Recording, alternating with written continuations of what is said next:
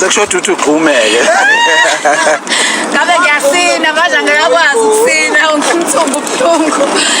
Ngiyabonga ithandwa zami, imithandazo yenu isebenze kakhulu. Ngiyabonga kubo bonke akade bengikhulekela. Namhlanje ngiyayishiya i-Albert after 3 months ngiwala i-Albert. Ngiyabonga kakhulu uNkulunkulu nonke kade ningithandazela ninginikelela. uNkulunkulu anenze kahle, ngiyanithembisa ukuthi ngizonipha i-album emnandi ezonithobisa inhliziyo, nginibonge ngayo. Ngiyabonga kakhulu. Sanibonani guys, welcome back to my channel. Welcome back to Umkosi Nophile. Ngiyabonga kakhulu for tuning in.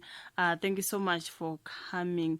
So okay you guys, kule video sizokhuluma ke ngoFikile Mlomo. You guys ngithe mangibona isitori sika Fikile Mlomo ngajabula kakhulu ngoba uFikile Mlomo ngathi sehlalile you guys endaweni yasesibhedlela asithi mhlawumbe inyanga ezintathu you guys kade kwabika ukuthi uFikile Mlomo uvalelwe.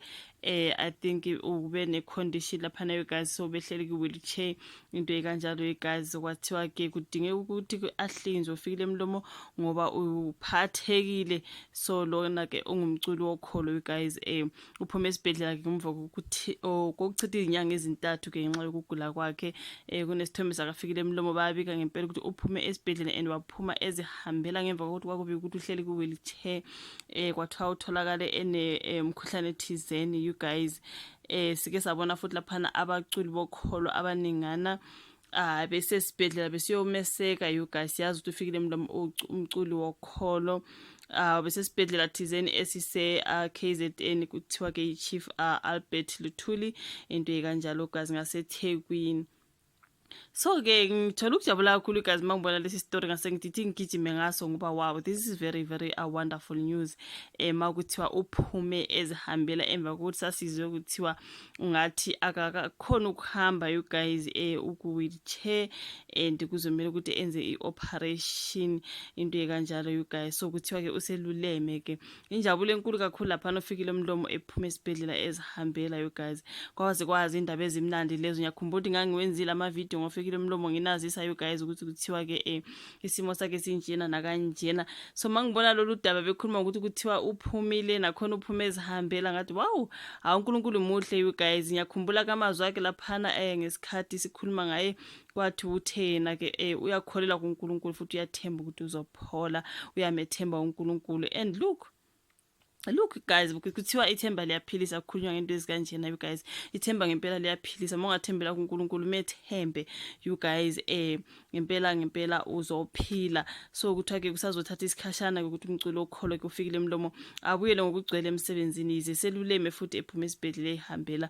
Lo mculo odumo lezingoma you guys okubala kuzo ethi noma kunje uphume ngomsombuluko esibhedlela iChief Albert Luthuli eseThekwini ngemva kokuchitha izinyanga ezintathu. Khona isoleze ke lisanda kubika ukuthi wangeniswa ngenxa yokufe esingezansi no bese kumenza ahambe ngesihlalo esinamasondo. So ke la emuva nje uza kwabo uThina Zungu usanda kuhlela ke concert ukuthi aqoqele iminikelo yokumsiza ngoba ingekho imali ayenzayo ngenxa yokubambeka you guys.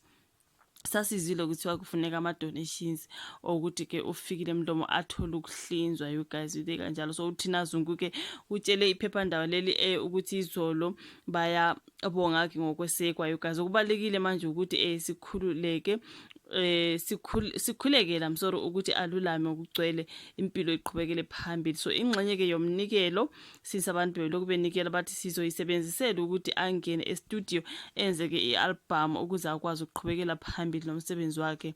Lapha bekusho uThina Zungu kusho ukuthi ke iminikelo yakhe ikwazi ukumsiza ukuthi enze operation nokuthi ke naloko kusele bazokwazi ukuthi bamsize ukuthi enze i-album yakhe you guys.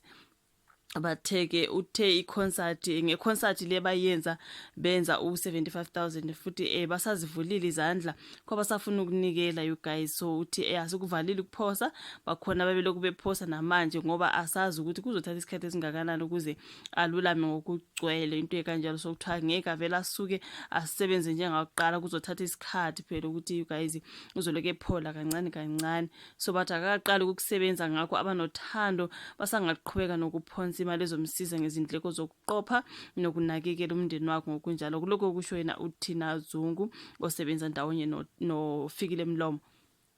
So but imizamo ke yokumthola yena ufikile umlomo ayiphumelelanga you guys njengoba ethe abakwazi ukukhuluma usesematasa ngaleso sikhathi bemshayela ucingo. So ku video yakhe efaka ekhasini la ka Facebook bathi ephuma esibhedlela bathi bemamatheka injabulo ibhale usweni hambe phakamisa nezinyawo ucacisa ukuthi useyazi hambela. Amen to that. So ngabe ke ngiyasina manje angakwazi umthungo ubuhlungu kusho yena ufikile emlomo you guys.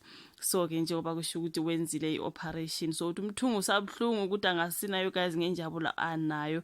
Uthe ubonga imthandazo yabo bonke ade bemkhulekela futhi bemnikelela uthi ngiyanithembisa ukuthi ngizonipha i-album emnandi ezonithobisa izinhliziyo nginibonge ngayo ngiyabonga kakhulu. Kwasho ufikile abalandeli bakhe bakhombisa ukujabula izinkundla zokuxhumana kabanye bebabaza amandla kaNkulunkulu you guys. Like bengishilo ukuthi wathi yena uyamethemba uNkulunkulu so uyathemba ukuthi uzophola you guys. Mangabe seyenzile leyo operation ke sepholile kuyabongeka kakhulu you guys. Ezindle ke izindaba zikafikile emlomo kuthiwa uphumile ke sibhedlela futhi ke akasekho na kuleyo wheelchair kade wahlala kuleyo ambhede for 3 months. Imagine you guys. Kwakhala ngama donations themba ukuthi abantu bebedonate abakhulumela phana ngo-75k ongakuthi ke bamenzile ke ama-operations okuyikhona phela ukuhlinzwa and then after that ke imali le yabasele nabantu bazokwazi ukumsiza ngayo ukuthi akwazi ukuthi enze i-album thizeni Nkosi yami futhi uyathembisa ukuthi uzonijabulisa kuleyo album you guys ebonga izandla nakho konke you guys muhle uJehova ngaso sonke isikhathi. Asibonge you guys ufikile emlomo ma eze waphuma esibhedlela emva kokulala ke kulowo mbhedi for 3 months. Izindaba ezimnandi ezikakhulukazi. So ke uvola ku comment section ulike ivideo, subscribe, ushare so uyasibonana futhi ku video elandelayo. Bye.